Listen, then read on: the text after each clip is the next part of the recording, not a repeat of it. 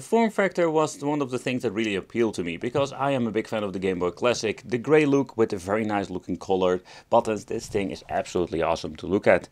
But when I'm holding it in my hand, this thing is very comfortable, and that's thanks to, let's say, the form factor, particularly when you're looking at the huge grips at the back.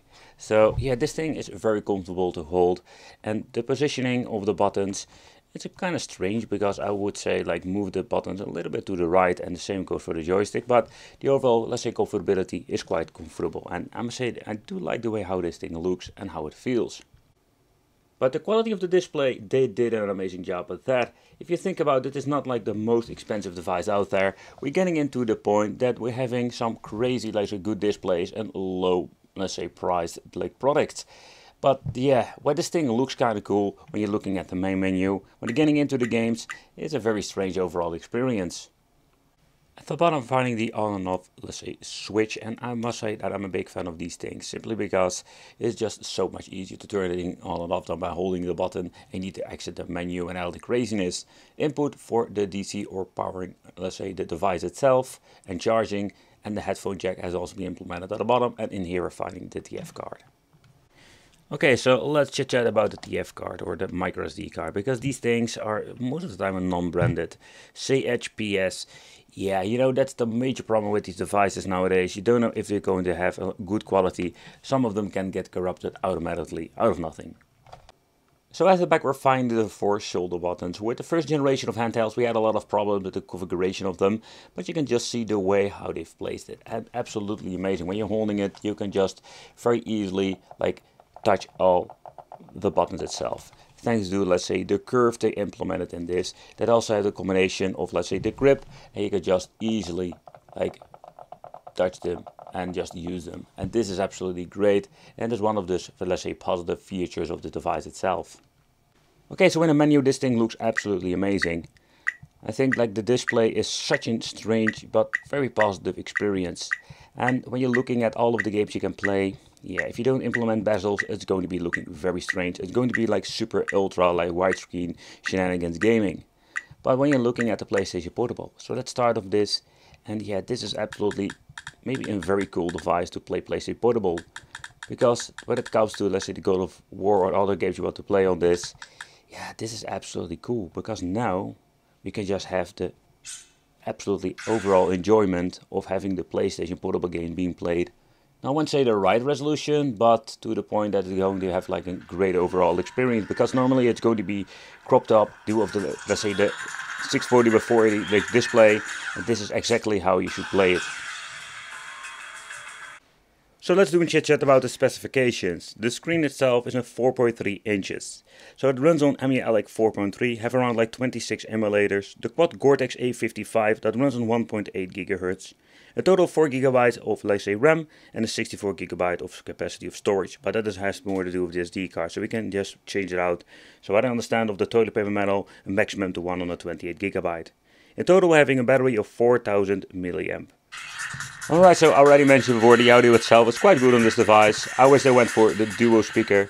The volume can be adjusted fairly easy with the front buttons over here.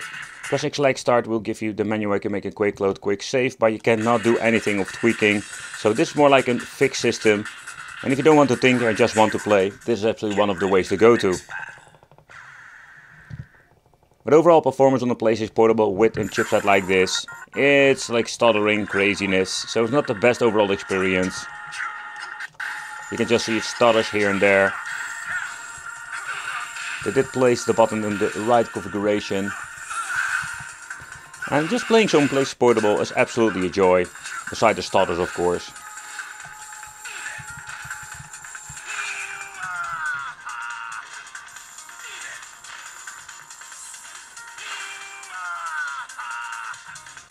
So let's do a little bit of a God of War testing. Okay, let's shut down the lights in the studio, so because this looks so much better for recording. The display or the screen at front is really reflective, so it's quite difficult to overall, let's say, record. But you can just see how choppy the overall experience is. It's kind of on, let's say, a downside to these devices. So where this thing is absolutely great for PlayStation Portable, when it comes to the display itself, it's for emulation performance not the best way to play. So yeah, this is actually what you can expect when it comes to the device like this from this price point. Alright, and just want to make a quick save. for fun to see how fast it will load up. So the loading is going to be almost instantly, but the archiving or saving takes a little bit more time. Okay, so when it comes to PlayStation Portable, we can play some games, but some of them will be choppy and will need to be a very cool overall experience. I do wonder what happens if you're going to be looking into some basic gaming, if some of the less basic games are actually on this thing. But so far, so good. Many different games to play. So let's also go further with some other titles. For example, having a MAME, Atari, the arcade system, PC Engine, NES. And yeah, we also have an N64 over here, but that would be the same thing like the PlayStation Portable. I know that already. We do over the overall performance of PlayStation Portable and of course the chipset. But there is actually so much we can test, so let's go. Okay, so let's try some PlayStation Portable with some really basic gaming to see how this actually runs and did it configure it correctly. So far so good. So this actually what I want to showcase, so what happens if you're going to be playing like some really basic games. That seems to be running just fine. Where I may be trying a couple of like very difficult to emulate games.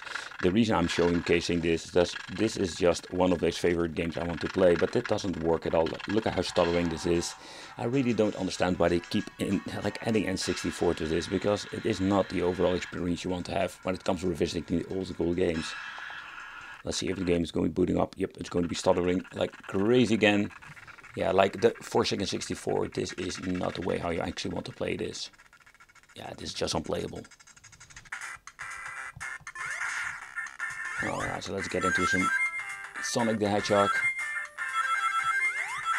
Emulation performance is just great, no problem whatsoever here.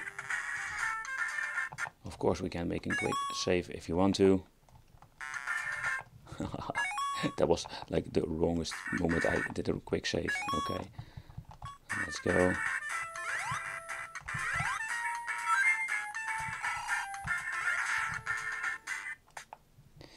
Okay, so I'm pressing, of course, the home button will do the same thing. I'm pressing select to start. It's kind of cool that they added the special button over here.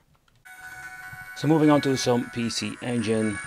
Yeah, and I can tell you that these, let's say 8-bit, 16-bit systems will run just fine on this. This is not going to be an issue. What I do love about this device that we can use the D-pad and the analog stick. So you don't need to be forced using one particular one.